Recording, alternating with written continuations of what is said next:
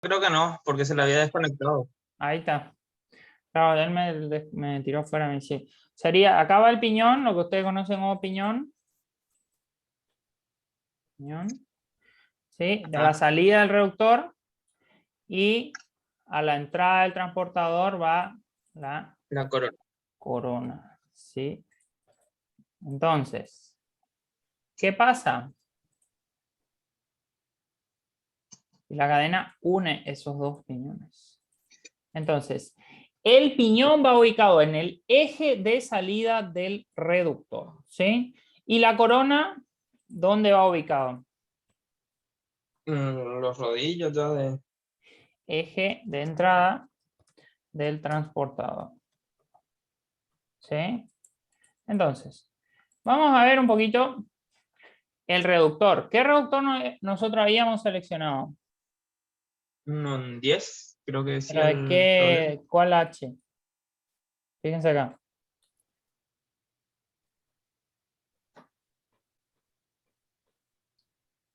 H4. H4 relación 1 en 10. Entonces, nosotros tenemos que ir a la tabla de reductores, ¿sí? Que ustedes ahora ya vieron. Reductores tiene una parte de potencia, que sería esto, y después tiene una parte dimensional. Dimensional es donde nosotros podemos mirar las medidas que tienen físicamente los reductores, ¿sí? Semejante a lo que mismo que venían con motores, ¿sí? En motores van a ver los ejes, por ejemplo, en la parte dimensional, ¿sí? De acuerdo al tamaño. Lo mismo pasa acá. El tamaño es el H4. Entonces el H4 vamos a mirarlo dimensionalmente. Entonces vamos al aula, ¿sí?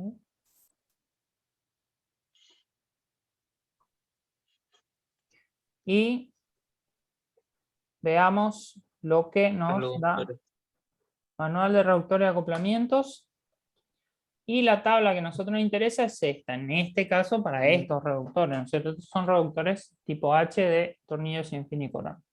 Entonces, el eje que ustedes conocen como eje de entrada, ¿sí? Es el eje que figura con el diámetro D, ¿no es cierto? Entonces, ustedes tienen el eje de entrada al reductor, es el que figura con el diámetro N. Ahí entra el motor. Entonces, el eje de entrada al reductor es N, ahí va al motor. O sea, ahí entra la potencia del motor. Es decir, esta acá. Este que vemos acá. Este es el eje de entrada N, ¿sí? Y el eje de salida del reductor, de salida del reductor, es el D de dedo. Ahí sale la potencia para la máquina. Para la cadena sería lo más preciso. Sale la potencia para la cadena. Y ese es este. Este acá. Voy a agarrar una foto y vamos a ver.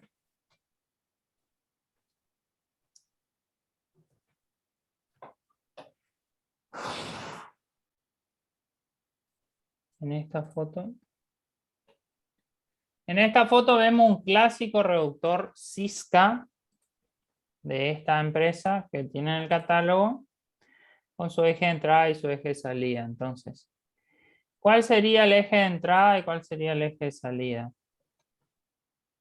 Entrada menor diámetro, salida mayor.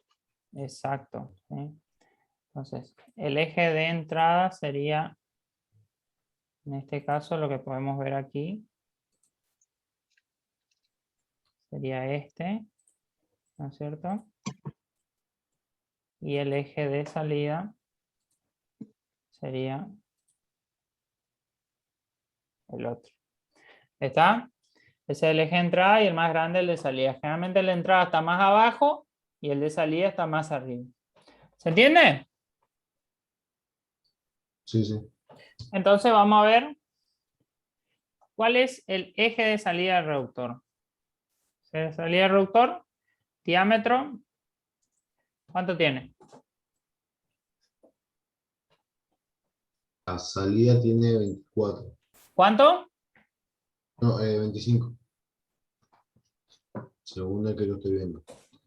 4, 25. salida 25 Puede ser, ¿eh? Tienes razón. Ok, y N20. ¿y andaría o no?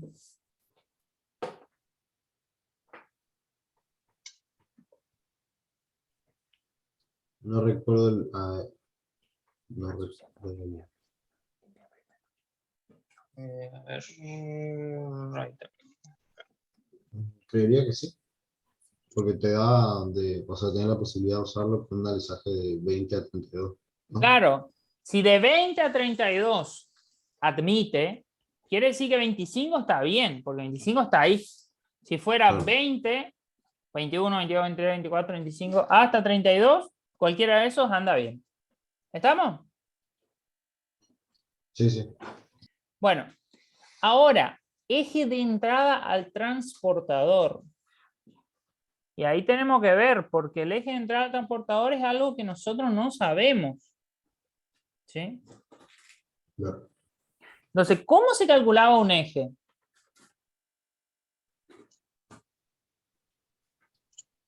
Creo que en el grupo estaba la fórmula, era raíz cúbica de algo. Esa, sí. 140 por raíz cúbica de n sobre n. Exactamente. Así se calculaba un eje. Ese sería un cálculo.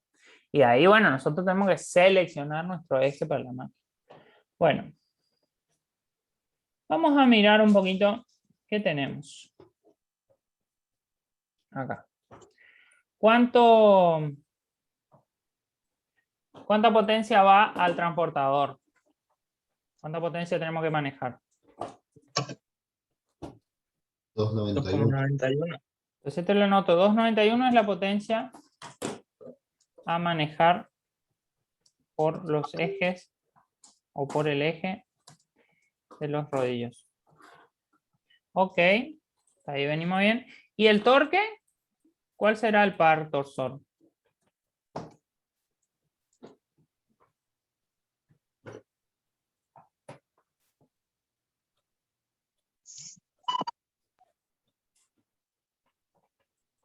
¿Cómo lo calculo?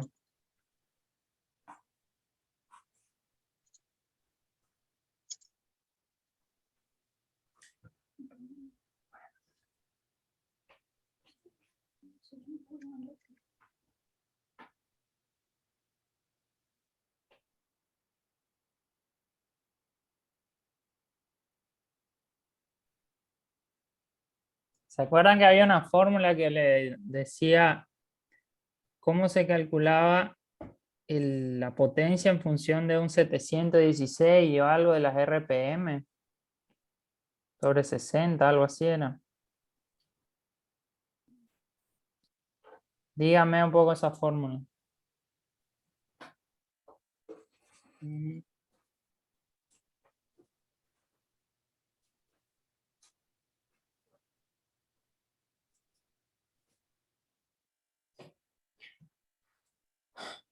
Ustedes saben cuál es el par torsor, se lo calcula mediante la fórmula, sabiendo que N2 es igual a 112 RPM.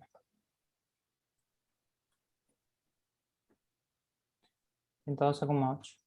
113, hombre. ¿Encontraron la fórmula?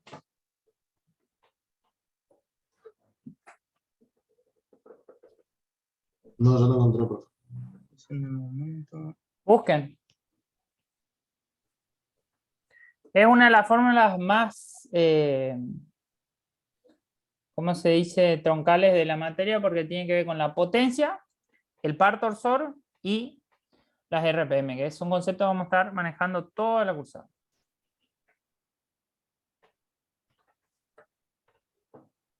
Si estamos en... Sería el par torsor por la RPM sobre 716,2. Sí, ¿Puede ser? pasá en el grupo. Bueno, Así yo copio acá directamente la imagen que vos me pasás. Ese tiene que estar seguro en el Bademecum de Rodrigo, tiene que estar seguro. sí, profe.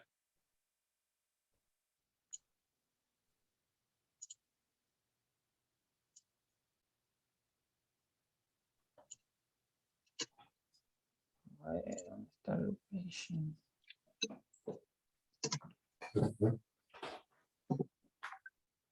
Ahí está. Esa es la fórmula que yo quería.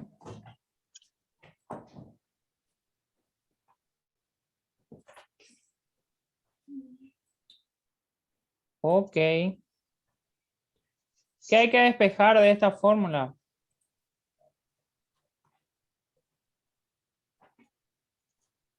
Momento torsor. Hay que despejar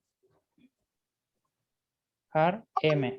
Entonces, M le va a quedar igual a 716.2 por N sobre N minúscula. ¿Cuánto le da el momento torsor?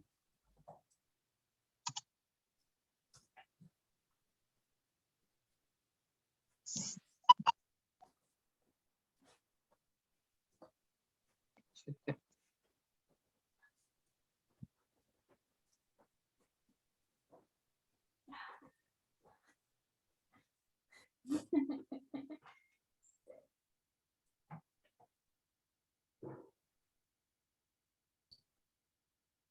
¿16,6 puede ser?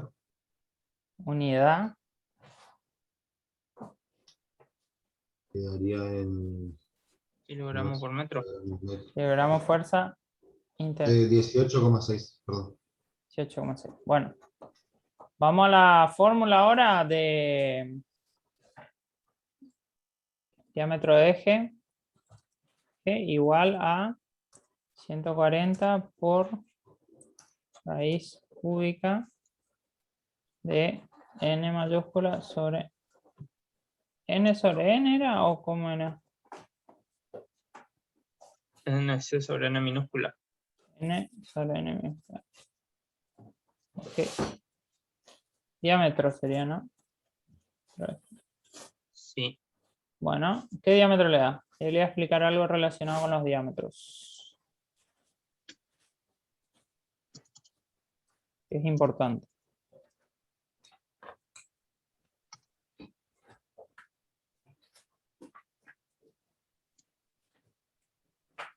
A mí me da un diámetro de 41,47, más o menos.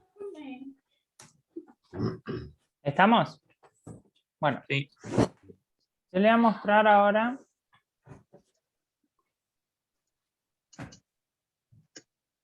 lo que son los ejes trafilados, ¿sí? ¿Cómo se hace un eje? Por ejemplo, este eje que ven acá adentro. ¿Cómo se fabrica? Este acá. Perdón, ni idea.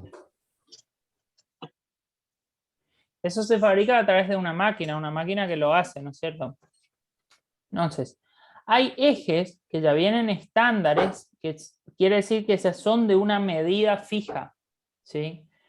Esos ejes se llaman comercialmente hierros o ejes trafilados, ¿sí? Trafilados o algunos le dicen trefilados, dependiendo del vocablo. Se llaman ejes trafilados o trefilados, ¿sí? Vamos a buscarlo así. Imágenes. ¿Qué característica tienen estos ejes en comparación con otros ejes que no son trafilados? Por ejemplo, estos acá. Características principales son: la terminación es lisa, ¿sí? El eje trafilado es liso, ¿sí? Otra característica es redondo, o sea, los otros son, entre paréntesis le pongo los laminados, que son los que tienen terminación rugosa, esos tienen imperfecciones en la redondez. O sea, que quiere decir que a veces son ovalados. ¿Sí? Es redondo y aparte es recto. ¿Sí? Esas son las tres características fundamentales que a los efectos mecánicos nos sirven del eje trafilado. El eje laminado, que es como si sale de la laminadora, que tiene una terminación rugosa, puede a veces estar torcido, ¿sí? O sea, es decir, abananado. Puede a la vez el redondo no ser perfectamente redondo, sino estar medio achatado, y la terminación es áspera, ¿sí? Entonces, ¿qué admite el eje trafilado que no admite el laminado? Y se usa muchísimo en máquinas. Es el eje trafilado admite un soporte autocentrante que es un roulement, ¿sí? Un rodamiento. Entonces, el rodamiento con un soporte integrado. Entonces, vamos a mirar qué es un soporte autocentrante. ¿Sí?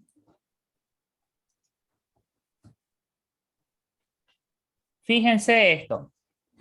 Esto es la clásica aplicación de un soporte autocentrante. Entonces, ¿qué permite estos soportes azules?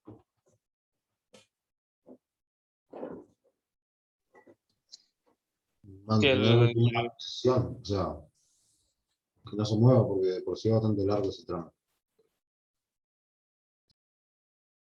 ¿Pero qué más? ¿Qué admite? Una Una rotación. Claro, ese eje puede girar, ¿sí? Y va a girar siempre en un mismo centro. O sea que ustedes fijando, vamos a ver si encontramos una imagen mejor, porque esta imagen no es del todo buena. Esta está mucho mejor. Fíjense acá, por ejemplo. Esta es una imagen muy instructiva de estos casos, ¿sí? Entonces, esto, por ejemplo, sería... Ustedes pueden ver en esta imagen, por ejemplo. Acá tienen al eje trafilado.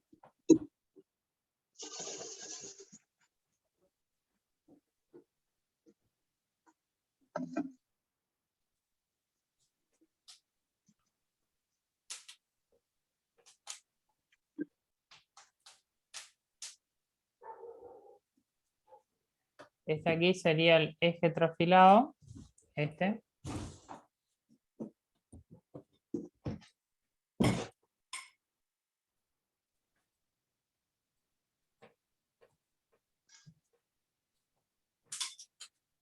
Ese sería el eje trafilado. Inclusive ustedes pueden observar que en este eje, por ejemplo, ¿qué hay colocado? Fíjense esto acá, ¿qué es? Una polea. Una polea. Fíjense, ¿sí? En este caso, este sería el soporte autocentrante.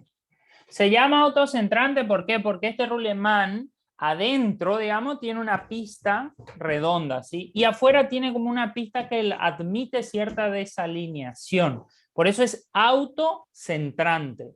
Entonces, nosotros al fijar estos soportes autocentrantes por una chapa o por un hierro o algo, nos queda fijo el eje, ¿sí? Y ya contamos con un elemento motriz, ¿sí? Que es un eje con rulemanes de forma muy sencilla. Se va de una construcción muy sencilla porque ya tomamos un material estándar que sería el trafilado y segundo, el soporte autocentrante. Entonces, en la mayoría de los casos de la industria maderera se utiliza ese principio para la construcción de los rodillos. Si los rodillos se construyen de esa manera, en la industria maderera casi todos, y esto le voy a escribir aquí, en la industria maderera